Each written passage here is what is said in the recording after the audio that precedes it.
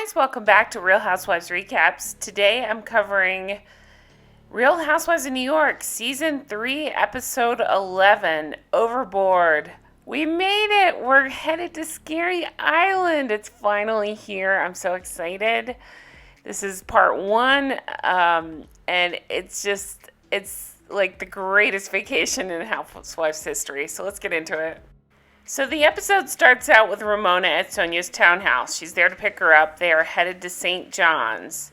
So remember, Ramona, this is all about her renewal. So she's going for, now she's calling her a bachelorette party. Last episode she said, I'm not going to call it a bachelorette party. But this episode she does.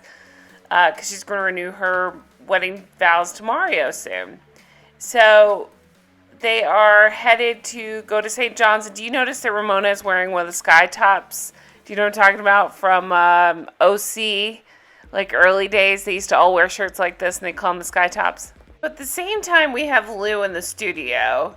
She says she's loved to sing since she was 9. She used to stand in front of her mirror with a hairbrush for a microphone.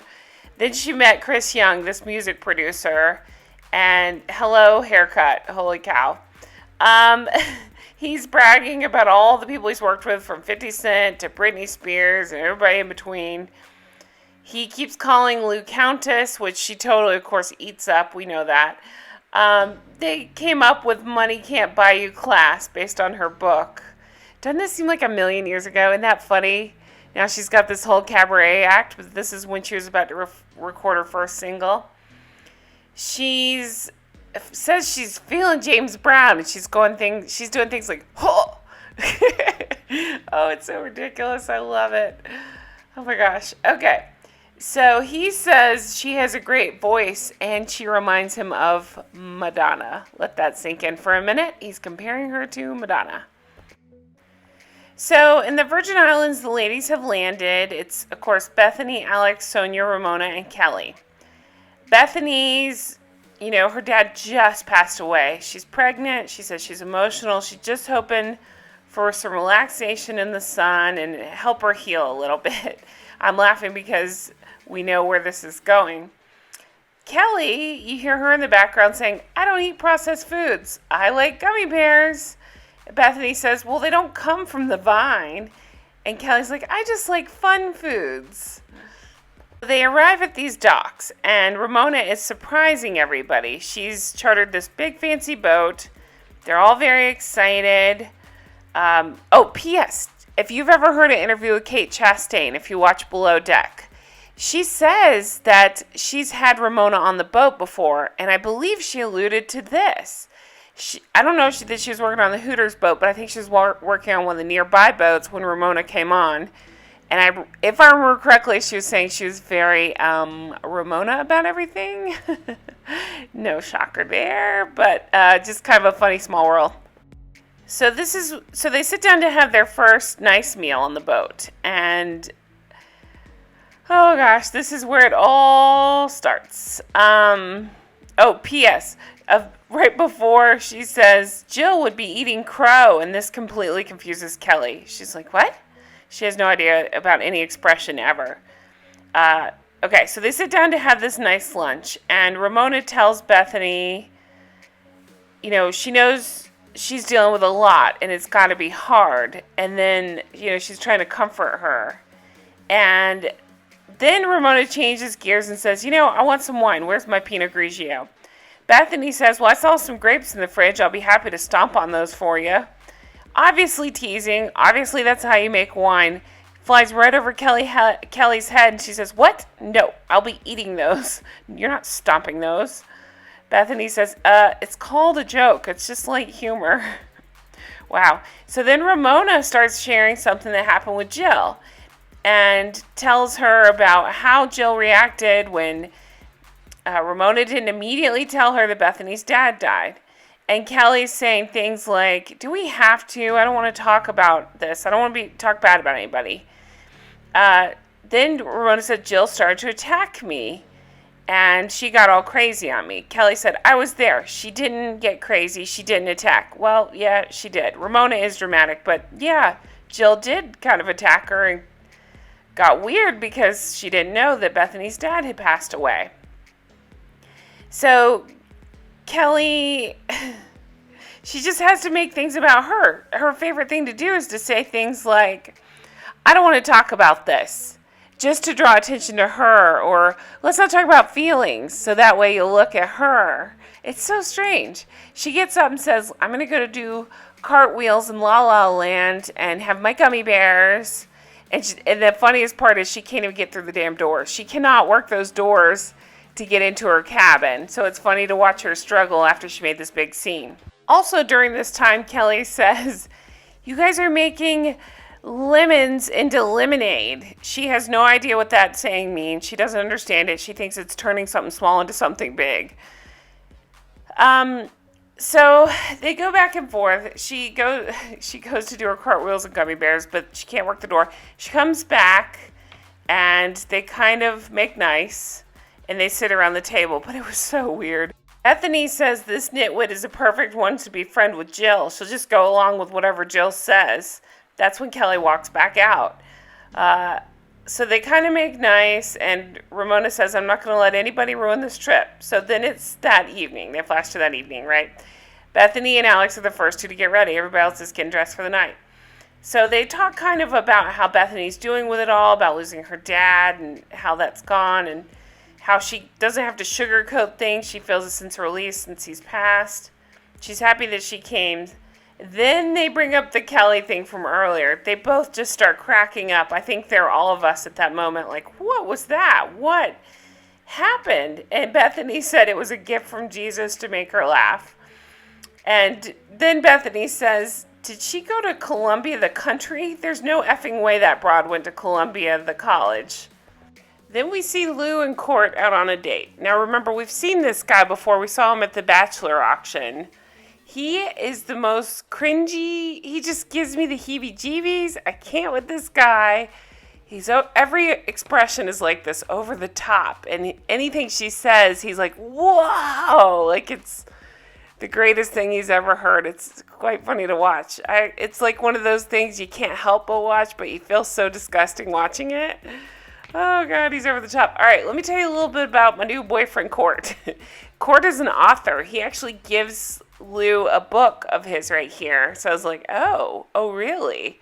So I found him on Amazon. Let me just let you feast your eyes on this. Here's my new man's works right here. So here's all the books he's written.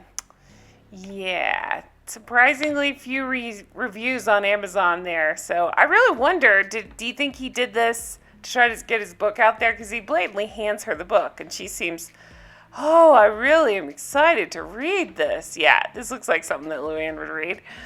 Oh, so ridiculous. So yeah, so they're on this really cringy and awkward date. He's being very clingy. My note literally says, button your shirt, Court.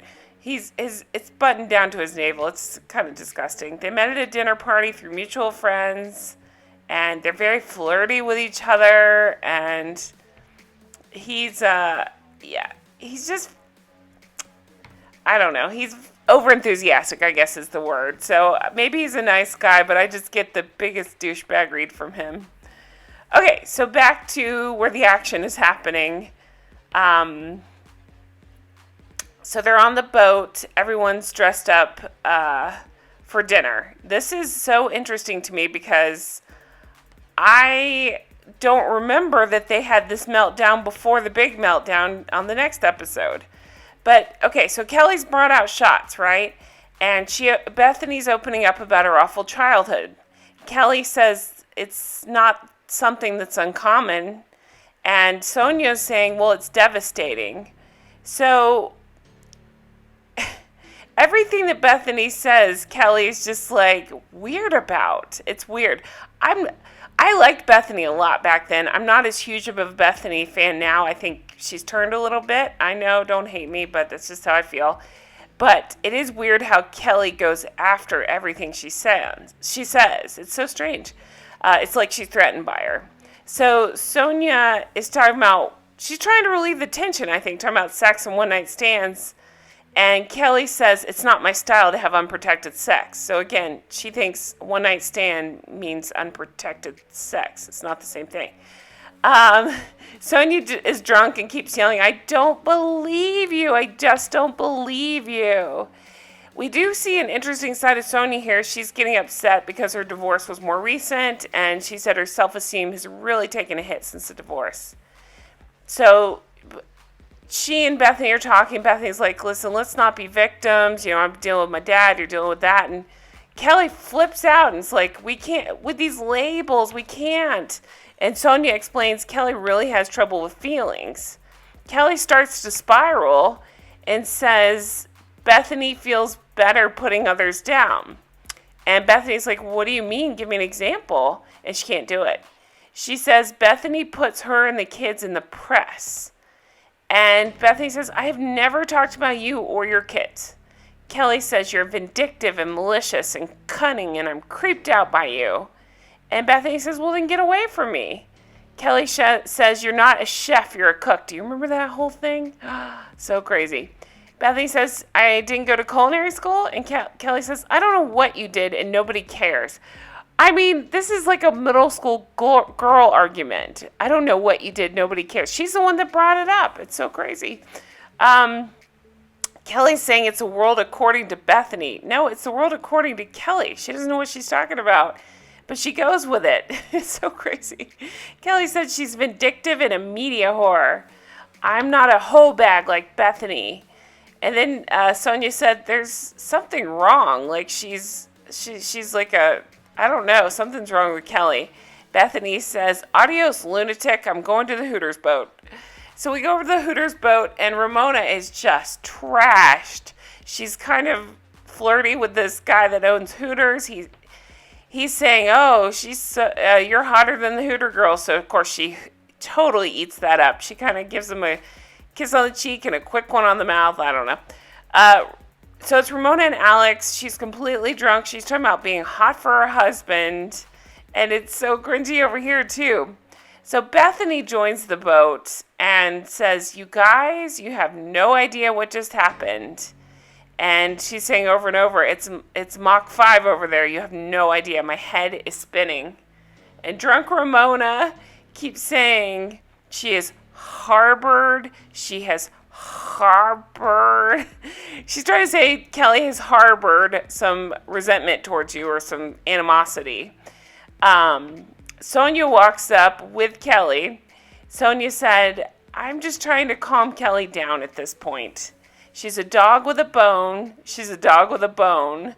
She keeps saying she's a dog with a bone. She has no basis for her argument with you. And Ramona tells Kelly, listen, just be peaceful. Kelly says, Bethenny has to be peaceful. Again, it's like middle school girl. She's just picking fights. She keeps talking about Bethenny. So Sonja says, I like to see the Hooter girls. They end up getting off the boat, and this is where we get the turtle time. So what it is there's this club called Fat Turtle, and Bethenny is just not feeling great. She doesn't really want to go out, but she really doesn't want to go back to the boat with Kelly. So she's like, fine, we'll go turtle time for 15 minutes, meaning that they'll go dancing. So it's Ramona, Bethenny, and Alex. They go out dancing. They have fun. We see Sonja and Kelly on the boat together. And Sonja keeps saying over and over that she smells cat. So then we get a flash to the next episode. It's my favorite of the season. One of my favorites besides the reunion. I'm so excited to talk about this one. So remember, there's the weird photography going on. Kelly is arguing over everything with Bethenny and talking about the chef versus a cook thing. Jill gets a call from Kelly. She's saying Kelly sounds stressed out, and she's talking to Lou about it. You guys, and then it's the dinner. It's that crazy dinner where, are they all in white? I can't even remember, but Bethenny cooks, and Kelly absolutely has a breakdown of some sort. Such a good season. I'm loving these episodes. Holy cow. This is amazing. I'm having so much fun covering these. This one especially was near and dear to my heart. Sometimes when I'm like in a mood, I just pull out like these episodes and watch them because it perks me up and it makes me laugh. Anyway, I hope you enjoyed it. I so enjoyed covering it. Thank you guys so much for your support. I sincerely appreciate everything. I really do. I appreciate you. I hope you guys have a fantastic day. I'll talk to you really soon. Bye-bye.